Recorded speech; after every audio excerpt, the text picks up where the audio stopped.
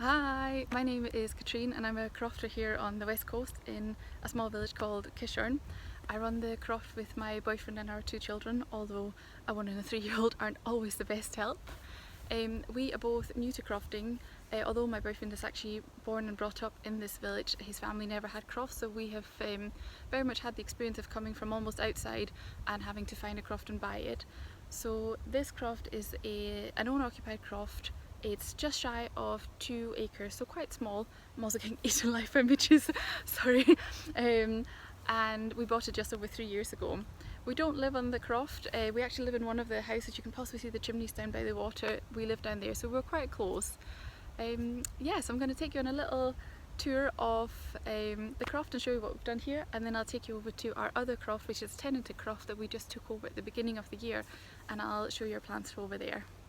Our owner-occupied croft, so our smaller croft, is also what we would class as our main croft. It's obviously closer to where we live, but it's also much better ground, so that's where we've been focusing our energy so far. The tenanted croft needs quite a lot of work put into it in order for us to croft it, and at the moment we just simply don't have the time and money to do that, so our focus will be on the smaller croft for a little bit yet. When we took over the owner-occupied croft just over 3 years ago, we got pigs as one of the first things we did, and we really got this for them to turn over a piece of ground for us that we could then use as a veg patch. We found that having the pigs was actually really enjoyable and we really liked having them, and we've since had another 2 lots, and we hope that's something we'll continue to keep on the croft in the future. At the moment we're buying them in as weaners and then keeping them up until they're ready to go to the abattoir, slaughtering them and then using them for our own consumption. But in the future we are hoping to potentially um, breed them and then maybe also produce enough meat that we could sell a little bit off. When we had the first lot of pigs, we also established a small veg patch at the side of the croft, and that is where we are still sadly growing all our veg.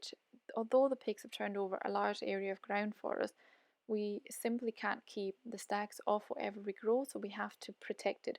And the easiest and basically cheapest way for us to do this is to continue to grow it in this smaller patch where we've managed to create a little fence with some old netting from a fish farm.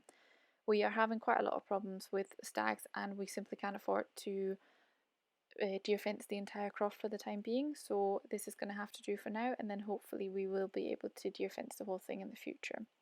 So we'll try and grow as much veg as we can, and then we've also got hens at the moment. This is quite a recent addition and we absolutely love having them. We've got 2 white Sussex and 4 Road Rock, and we're hoping to maybe get as many as 10 or 12 in the future. In addition to pigs, veg and hens, we've also got bees. We have 2 hives down quite a steep slope.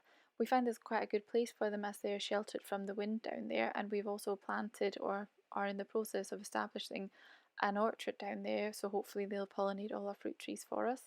We originally started out with 1 hive when we took over the croft and managed to do a successful split this year. We will potentially in the future try and do another split and have as many as 3 hives, but I think that is our maximum. We are quite keen on low impact beekeeping. I'm not sure that's a term, but that's what we do. We are not big believers in harvesting all the honey at the end of the year. So what we try to do is go in and take a frame or 2 at a time when they are ready to be harvested, and then leave as much honey as we can for the bees over winter. So that's really what we have on our small croft. On our larger croft, the tenanted croft, which is roughly 25 acres, we are hoping to put sheep and cattle in the future. Before we can do that though, we need to improve the access, the fencing and the grazing, so pretty much everything. There's quite a lot of places that doesn't have fences, and the grazing is mainly rough hill grazing, quite dense heather in a lot of places. So we need to figure out a way to improve that. Our aim for the future is to be as self-sufficient as is realistic. We hope to produce most of our own food in the future, but obviously we've got a bit of way to go before that's possible. We find that the biggest challenge, hands down, with crofting is time and money. We have a young family and we both work, so time isn't always what we have most of. And although we both work and I would say we have a decent income, we find it really difficult to afford the things we'd like to do, such as fencing, sheds, roads, and that's before we've bought animals, fed our livestock, and got the bits and pieces that we need for producing vegetables. However, putting all that aside, crofting is amazing and we absolutely love it. It's an incredible lifestyle, it works very well when you have children, and there is just nothing more rewarding than going up and digging out your own vegetables, eating your own homegrown meat that you know have had a good life. So any successes by far outweigh whatever negatives you may have come across.